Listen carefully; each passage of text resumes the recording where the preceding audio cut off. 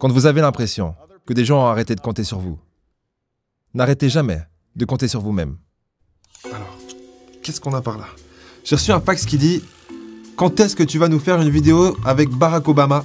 Ça fait 2 ans qu'on te le demande, espèce de c***. » Ok, c'est pour aujourd'hui. Dans cet épisode, vous allez découvrir le discours le plus motivant que Barack Obama ait donné de sa vie. Il parlait à une audience remplie de jeunes et il a partagé avec eux la mentalité qui lui a permis de passer du ghetto à la Maison Blanche. C'est parti. Absolument chacun d'entre vous a quelque chose pour lequel il est doué. Absolument chacun d'entre vous a quelque chose à offrir. Et vous avez une responsabilité envers vous-même, de découvrir quelle est cette chose. Mon père a abandonné ma famille lorsque j'avais seulement 2 ans.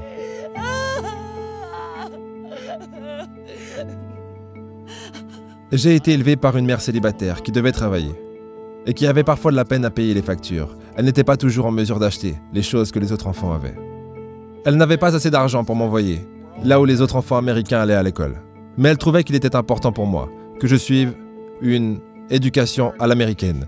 Donc elle a décidé de m'enseigner des leçons extrascolaires elle-même, du lundi au vendredi.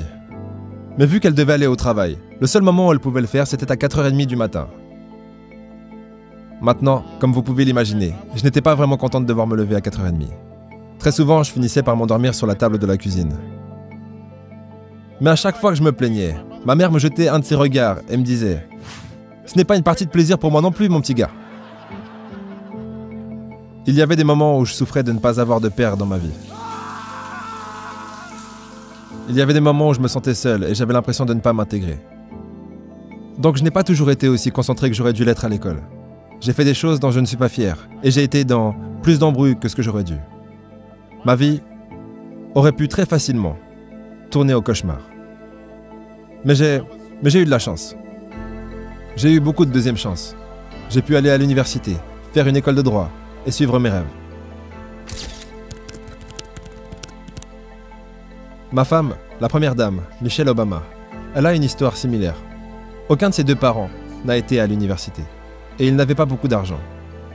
Mais ils ont travaillé dur, et elle a travaillé dur, pour s'assurer qu'elle puisse aller dans les meilleures écoles de ce pays. Certains d'entre vous n'ont peut-être pas ces avantages. Peut-être que vous n'avez pas des adultes dans votre vie qui vous donnent le soutien dont vous avez besoin. Peut-être que quelqu'un dans votre famille a perdu son travail et que vous manquez d'argent. Peut-être que vous vivez dans un quartier où vous ne vous sentez pas en sécurité. Ou vous avez des amis qui vous poussent à faire des choses que vous savez ne pas être bien. Mais au final, il n'y a aucune excuse pour ne pas essayer. L'endroit où vous vous trouvez actuellement ne détermine pas où est-ce que vous finirez. Personne n'a écrit votre destin à votre place. Est-ce que ça vous est déjà arrivé d'envier quelqu'un qui avait plus d'avantages que vous dans la vie? Si c'est le cas, ce n'est pas grave, mais vous pouvez arrêter tout de suite. Parce que les avantages se transforment en désavantages et les désavantages se transforment en avantages. Celui qui a de la chance n'a pas de chance. Et celui qui n'a pas de chance a de la chance. Pourquoi? Parce que plus c'est dur, mieux c'est. Une des pires réincarnations humaines, à mes yeux, c'est naître en tant que fils de riche. Si vous êtes un fils de riche, tout est déjà fait. Vous vivez dans l'ombre de vos parents. Et quoi que vous fassiez, on vous dira « Mais de toute façon, c'est normal, t'avais de l'argent, tes parents t'ont aidé, c'est trop facile pour toi. Moi aussi j'aurais réussi si mes parents étaient riches. » Et vous devrez faire 10 fois mieux que votre père pour être valorisé. Et même là, on vous dira « Mais c'est parce que vous avez eu de l'argent au départ. » Tandis que si vous avez rien. Imaginons 50 Cent. Il part de rien. Il se reçoit 9 balles. Il est dans la merde. Personne croit en lui. Puis il devient 50 Cent. Ça, c'est une histoire qui se raconte. C'est pour ça que les avantages sont des désavantages et que les désavantages sont des avantages. Tout ce que vous n'avez pas vous permettra de devenir plus pour avoir ce que vous voulez. Mais peu importe ce que vous avez choisi de faire, je vous demande de vous y engager. J'aimerais que vous travailliez à fond là-dessus. Je sais que des fois, les médias peuvent vous donner la sensation que vous pouvez devenir riche et plein de succès sans travailler dur. Que votre ticket vers le succès sera le rap, ou le basket, ou devenir une star de télé-réalité. Mais il y a beaucoup de chances pour que vous ne deveniez rien de tout ça. La vérité, c'est que d'avoir du succès, c'est dur. Et vous ne réussirez pas dans tout ce que vous entreprendrez la première fois que vous essayerez. Et ce n'est pas grave. Souvent, les gens qui ont connu le plus de succès dans le monde sont ceux qui ont connu le plus d'échecs.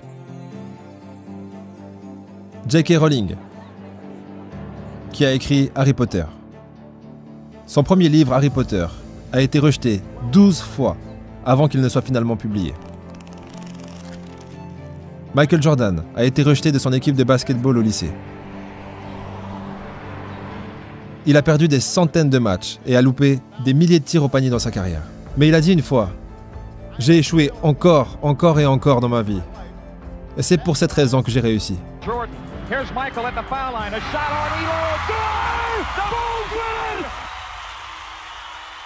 Ces gens ont réussi parce qu'ils ont compris que vous ne pouvez pas laisser vos échecs vous définir. Vous devez laisser vos échecs vous apprendre quelque chose.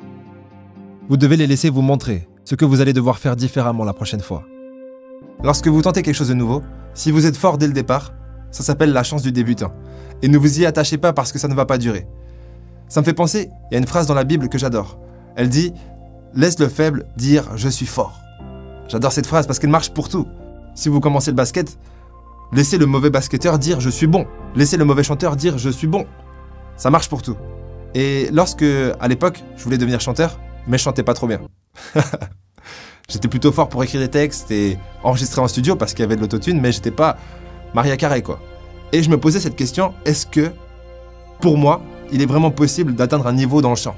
Est-ce que mes cordes vocales ont la capacité d'atteindre un niveau proche de Mariah Carey? Bon, franchement, je pourrais trouver un autre exemple que Mariah Carey, mais vous voyez ce que je veux dire. Et j'arrêtais pas de douter.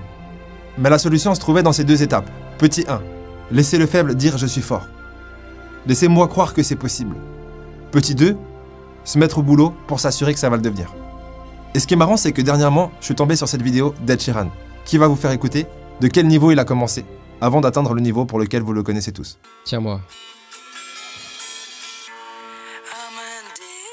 Oh.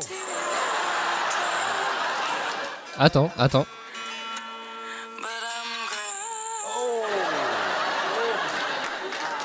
Tu sais quoi? Je me suis entraîné. Après ça, tu t'es entraîné. Ouais, et tu sais, j'en avais probablement besoin. La morale de cette petite anecdote est simple. Si comme moi, vous réalisez que vous n'avez pas envie de passer 6 heures par jour à chanter pour vous améliorer dans le chant, c'est que, probablement, vous n'avez pas envie de devenir chanteur. Si vous êtes dans les problèmes, ça ne veut pas dire que vous êtes une personne à problème. Ça veut dire que vous devez essayer encore plus fort d'agir de la bonne façon. Si vous avez des mauvaises notes, ça ne veut pas dire que vous êtes stupide, ça veut juste dire que vous devez passer plus de temps à étudier. Personne n'arrive au monde en étant bon dans tout ce qu'il fait. Vous devenez bon dans ce que vous faites lorsque vous travaillez dur. Juste une seconde, est-ce que vous avez vu ce jeune qui lève les yeux au ciel comme pour dire « mais c'est bon, c'est logique ce que tu nous racontes ». Ne soyez pas ce jeune. Rappelez-vous que les champions ont été créés en pratiquant et en repratiquant les fondamentaux. Pas en s'intéressant à de nouvelles choses. Les nouvelles choses n'ont pas créé de champions. C'est les fondamentaux. Pratiquez encore et encore, qui crée les grands champions. Vous ne marquez pas beaucoup de buts la première fois que vous faites du foot. Vous ne chantez pas sur les bonnes notes la première fois que vous chantez une chanson. Vous devez vous entraîner. N'ayez pas peur de poser des questions. N'ayez pas peur de demander de l'aide quand vous en avez besoin. Je le fais tous les jours. Demander de l'aide n'est pas un signe de faiblesse, c'est un signe de force. Parce que cela montre que vous avez le courage d'admettre lorsque vous ne savez pas quelque chose. Et cela vous permet ensuite d'apprendre quelque chose de nouveau. Donc trouvez un adulte à qui vous pouvez faire confiance. Un parent, un grand-parent, un prof, un coach ou un consultant. Et demandez-leur de vous aider à rester sur le bon chemin pour atteindre vos objectifs. Je m'attends à de bonnes choses pour chacun d'entre vous. Alors ne nous décevez pas. Ne décevez pas votre famille, ne décevez pas votre pays, mais plus important encore, ne vous décevez pas vous-même. Il y a une évidence qui dit que si vous en faites un petit peu plus que ce que vous vous sentez capable de faire tous les jours, dans quelques jours, semaines, quelques mois ou quelques années, vous serez beaucoup plus que ce que vous êtes capable d'imaginer. Bon, pour finir cet épisode en beauté, je vais faire face aux fantômes du passé et vous chanter une petite chanson. Et vous me direz dans les commentaires si j'ai bien fait d'arrêter la musique ou pas. Vous êtes prêts? Je vais reprendre la chanson d'Ed Sheeran. I'm addicted to your smile. Ah, ah, ah, ah, ah.